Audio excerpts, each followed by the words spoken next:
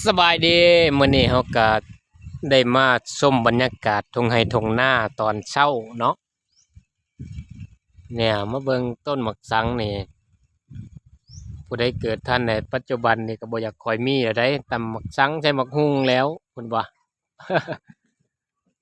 อยากให้ชมบรรยากาศในสวนในนาเนาะแล้วก่อนสิกลับไปสู่งานต่อก็อยากให้เห็นเด้นี่นะบรรยากาศตอนเช้าได้นี่ก็อยู่ที่ประมาณ8 โมงอยู่ให้อยู่หน้าก็ได้นี่เป็นในสงกรานต์และเบิ่งขาทางน่ะต้นไม้โอ้ยผมเย็นๆไปสิพาไปเบิ่งเพิ่นเฮ็ดสวนมันเฮ็ดจังใดเพิ่นว่าเฮ็ดจังใดก็บ่รวยเพิ่นเว้าโอ้ยนี่นะเพิ่นนอนให้นอนหน้าเด้อันนี้ระบาวก็เด้เพิ่นนอนหน้าเพิ่นเฮ็ดเตาถ่านพอได้ดังเพิ่นว่านะมาเบิ่งสวนมันเด้อพี่น้องอ่าโถบ่แม่นน้อยๆเด้นี่โอ้ลำมันก็ใส่หลายอยู่เอโธ่ไปสิพาไปเบิ่งเพิ่นว่าปีนี้เพิ่นได้7-8 ล้าน9 ล้านแหละแล้วก็สิพาไปเบิ่งว่าเพิ่นเฮ็ดหลายส่ำใดเนาะเบิ่งแหน่สวนมันน่ะการหาเงินของเพิ่นก็บ่ได้แม่นธรรมดาเด้พุโอ้ยสวนมันได้เรื่องอยู่บ้านเฮาก็หาแนวนี้แหล้วมีที่ดินก็ปลูกไว้เป็นเงินทั้งนั้นแหละโอ้คอยชุดแสงหูแสงตาคือกันเด้นี่เนี่ยตั้งปุกปกอยู่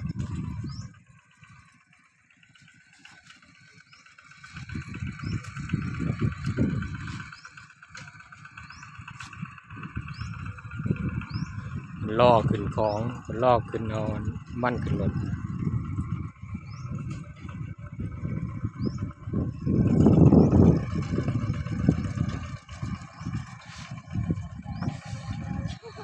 เป็นไงเอา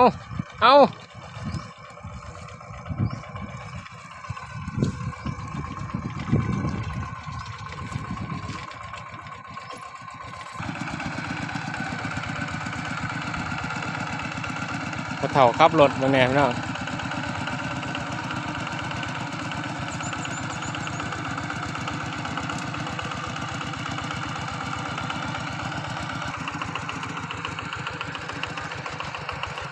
มาเบิ่งว่ามันเพิ่นก็ว่าใหญ่จังได๋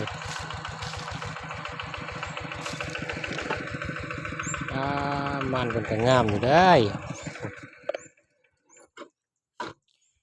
ดกยากบ่เฒ่าฮะบ่ยากบ่เถอะเต็มรถแล้วบัดนี้เนาะคือสิปิดจ็อบแล้วเนาะบัดนี้เนาะปีนี้เฮ็ดคู่บ่ปีนี้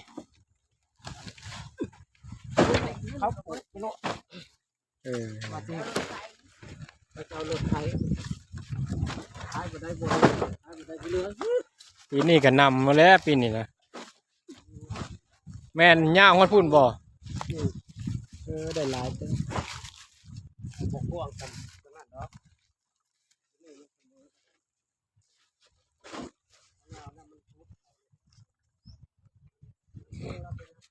โอ้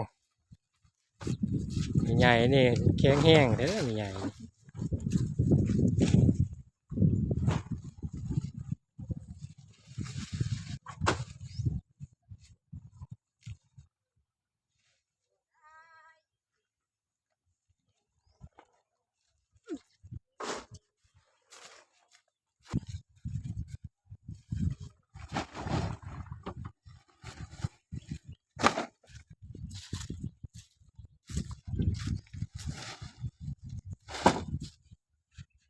สวนมัน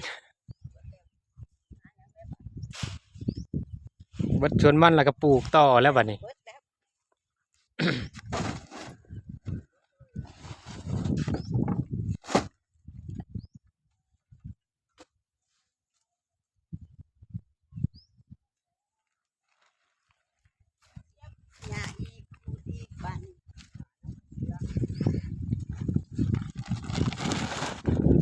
เบิ่งดินเพิ่นปลูกมันนะ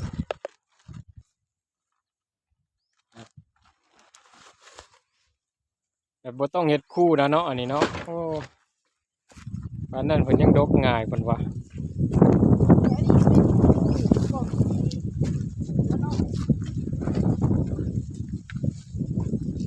ปิดจ็อบแล้วนะ8-9 ล้านอยู่อยู่ในถุงนั่นแหละถุงบ่ถุงขาดบัดนี้ ยังบ่พอให้ค่าต้องยัง หลายปานใด ว่ายังตามตอด ได้บ่นกนี่ บ่ได้ไปตอบตอบเข้ามือเข้าตอบมือละ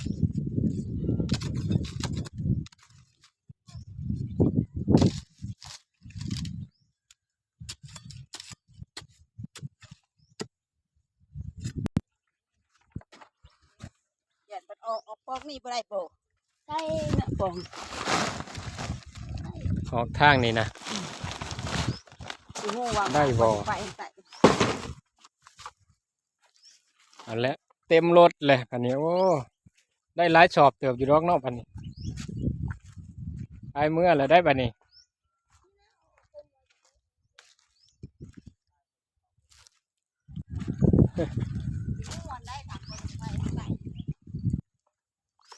ส่วนมัน